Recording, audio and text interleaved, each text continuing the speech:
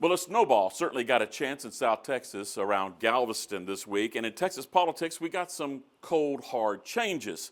Let's get the headlines from our panel, and we'll begin first with Philip Jankowski with the Dallas Morning News. Philip, what's your headline? It's Trump's world, and we're just living in it. Brian Smith with St. Edward's University, your headline. Democrats say thanks for nothing, Speaker Burrows, as committee chairs are all Republicans. Brad Johnson with Texan News. What's your headline? Finally, some fireworks in the Texas House.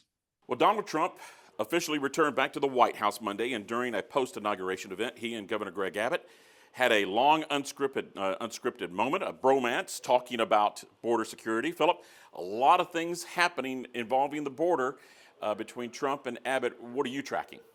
Well, my colleagues in Dallas are definitely paying attention, close attention, to see if there's going to be any raids of churches or schools where immigrants might have considered, or undocumented immigrants, I should say, might have considered safe spaces. So that's what they're going to be tracking. But down here in Austin, I'm paying attention to whether Abbott's efforts to get the feds to pay, I don't want to say pay back Texas, but give Texas $11 billion for all the money that state taxpayers spent on Operation Lone Star, if he'll actually get the feds to foot that bill. Got a friendly Congress there, Brian. Maybe we'll get some money? I don't know, but I think the bill for services rendered, the $11 billion, is quite a bit of hubris on the point of the governor. But immigration's a top issue for Trump. He's moving on many fronts. And if he wants Texas to remain supportive of his policies, he might have to come up with some money. Brad, what are you tracking in this border stuff? Well, specifically looking at the draft budget for the Texas Senate, it still has $6.5 billion towards Operation Lone Star and other border projects down there. We heard Lieutenant Governor Patrick previously talk about potentially they could reduce that with the Trump administration coming in and ramping up its activities in place of the Biden administration. At least so far, it looks like they're not planning on diverting that money elsewhere. But, there's a long way to go in this session. We could see some of that. Two Texans this week were in the nomination hearing chair this week. Former Congressman John Ratcliffe getting off that hot seat and was confirmed to head up the CIA, and former policy advisor for Governor Rick Perry, Brooke Rawlings, began the process for her Ag Secretary appointment. Brian, which of the two do you think will have the biggest impact on Texas? Well, obviously Rollins, because agriculture is a clientele agency that represents a huge segment of the Texas economy. Having a Texan in the role means that Texas agriculture will have a seat at the table, and it means that Ag Commissioner Sid Miller has at least one friend in D.C. now. Johnson, I'm hearing what Brian is saying there. I think that's a long term. I think maybe Ratcliffe on the short term with a lot of border enforcement and things like that could impact Texas. What do you think? Yeah, certainly. I think I also agree with Brian that having someone in this would have been the case too if Sid Miller had gotten this appointment. Having someone in the USDA spot, especially with how farmers in Texas have been dealing with droughts over the last few years, it's hit them really hard. And this could well mean quite a bit of money going their way, along with focus on all the other problems that they're dealing with. I think that one will have more, maybe as you said, long-term impact on Texas. Ratcliffe, that's a big one as well, and Texans should be glad that they have two of their own in these very important positions. Philip, is it more about water than enforcement? I'm gonna have to agree with the rest of the guys. I think it's Rollins as well. The USDA, could have tremendous immediate impact as well. We've got possible tariffs, immigration enforcement that could really affect farmers and could trickle down to grocery store prices. I also should mention that USDA runs SNAP benefits, so if she gets in there, she could do some really quick things to change what and how the lowest income Texans eat. So that USDA is huge. I know the CIA is very important, but I see that more as not a domestic thing. Cloak and daggers behind the scenes type stuff.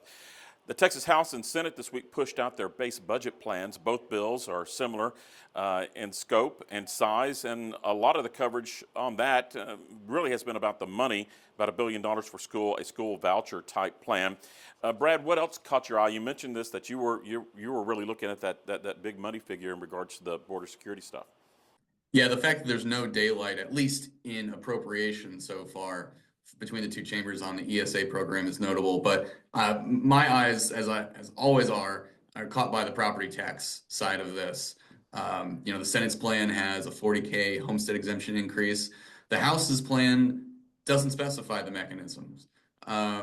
Maybe do they go back to an attempted compression only plan? But this is where we saw things really break down last session. The knockdown, drag out fight between the lieutenant governor and the speaker. Back then the House was trying to do this appraisal cap side of things, and that was something the Senate dug their heels in against. But right now, there's still, where there's no daylight on the ESA appropriation, there's a lot of daylight between the two on this property tax side. And does that spell another fight between, the House and the Senate? It kind of on the surface looks like the lieutenant governor is getting his rubber stamp in the House, but I don't think so. I think that there's a lot of places where the wheels can come off. What do you think, Philip? Oh, yeah, definitely. I think the big question when it comes to ESAs is whether you're going to end up fully funding. I'm not exactly sure. I haven't done the math on how far. I've heard the lieutenant governor throw out $700 million. I've read otherwhere that it's $1 billion for ESAs. How far that actually goes. But that could. There, you could easily see with, there being some sort of compromise, a limited, maybe even a bracketed, income bracketed sort of approach to the ESAs.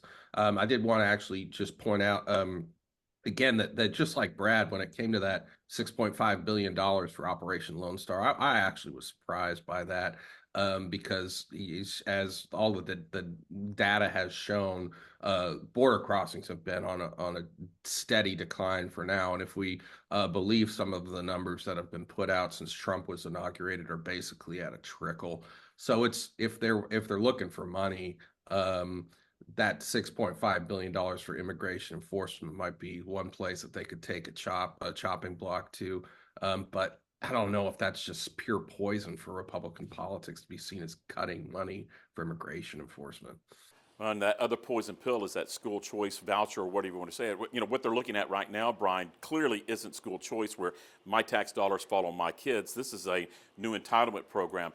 How are Republicans, conservatives going to buy into this, especially the rural guys? Well, one thing we notice about the similarity between the House and Senate and the budget bills is the homogeneity of the party right now. They're all on the same page. And school choice, what they're doing this time rather than last session, is coming up with the money and then figuring out the policy, as opposed to last time when they're like, here's the policy, let's scrape up the cash. So I think it's smart on that point if they want to get it.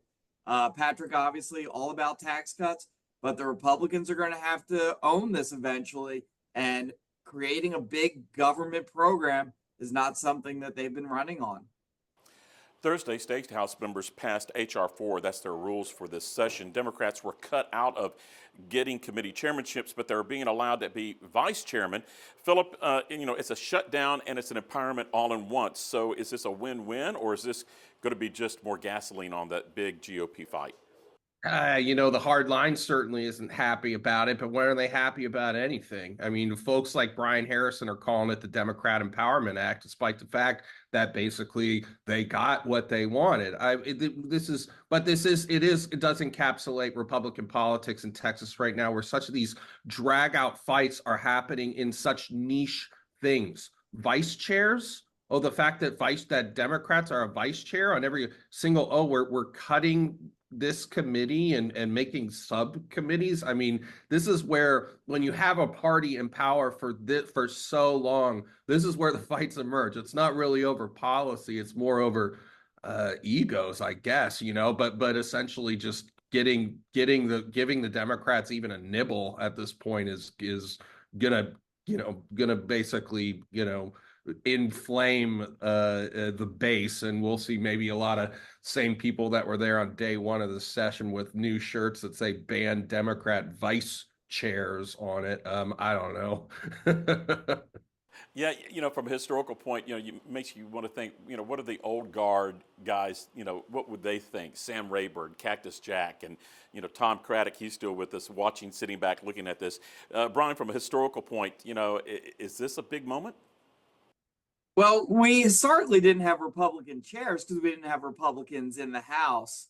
But when you look at it, it is a fundamental change from the way that the Texas House of Representatives have worked, where there has been, at least at the top level, that bipartisanship that helped the body stay together.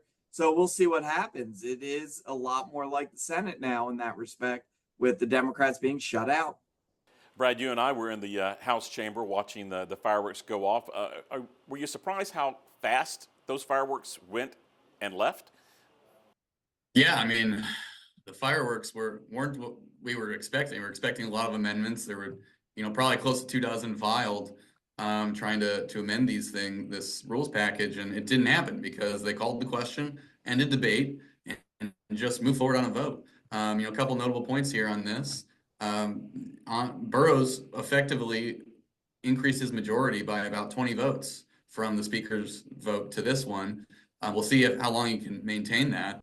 But also, the right flank of the GOP has been pushing for this for years, and they got it, a ban on Democratic chairmanships. Now, the trade-off that they had to get was somewhat more empowered Democratic vice chairmanships. They're not co-equal, the chairs and vice chairs. It's just not true. But Democrats do have more power as vice chairs than they did last session as vice chairs. So we'll see how that plays out. It's definitely a deal that the leadership made to try and keep this really tense balance in place between all of the factions. It's 150 members, all with their own ideas on stuff. Managing that's next to impossible. Yeah, maybe not exactly a win-win, but an awkward Texas two-step, something like me on the dance floor nowadays where I'm stepping on my partner's feet and all that. It's going to be very interesting there in the House. Texas Ag Commissioner Sid Miller this week continued to push back on Lieutenant Governor Dan Patrick's call to ban the sale of all THC products from that hemp law that was passed in 2019. Miller wants tougher enforcement on sales, not a total ban on hemp products, and he wants to protect the use of medicinal marijuana. Brian, can Miller win this day? I think he can actually win this day because there's broad support for the medicinal marijuana. I mean, that's a compassion issue that Democrats and Republicans agree on. Also, the rules on some of what you can buy with THC are kind of wacky, to say. Let me state that again. I was going to say wacky tobacco. No, run with it. Come on, do that. But yeah, okay, going back, because you'll edit this. I think this is something Miller can win on because there's broad-based support from Democrats and Republicans on medicinal marijuana. It's a compassion issue. I also think Miller has to keep all his agricultural options open, and he's not calling for legalized recreational marijuana, which is not coming to Texas this session or anytime soon.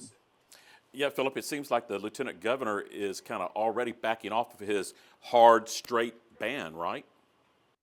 Yeah, he does. Well, he might be. I don't know. He was pretty adamant about it, so we'll see where that goes. But I do have to agree with Brian. Is that it should be mentioned that and the lieutenant governor mentioned it himself in a recent interview, that there's just been tons and tons of businesses that have popped up over that. Is he really going to take the stance of passing a bill, pushing for a bill that is essentially going to shut down or cut into a huge revenue stream for probably hundreds if not thousands of small businesses across Texas? Yeah, Brad, I don't see this being, Patrick may get his ban in the Senate, but he's not going to get it in the House, right?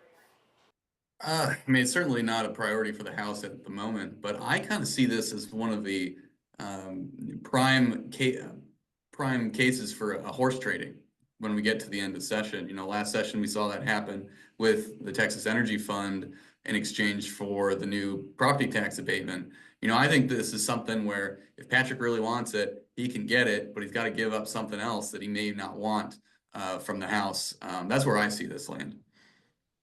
All right, let's wrap up this week in Texas politics with one word for the week. And Brad, we'll start with you. Give us a word. I'll just go with fireworks. Philip, your word for the week. Compromise? Question mark. Brian, give us a word. Immigration. And that is This Week in Texas Politics.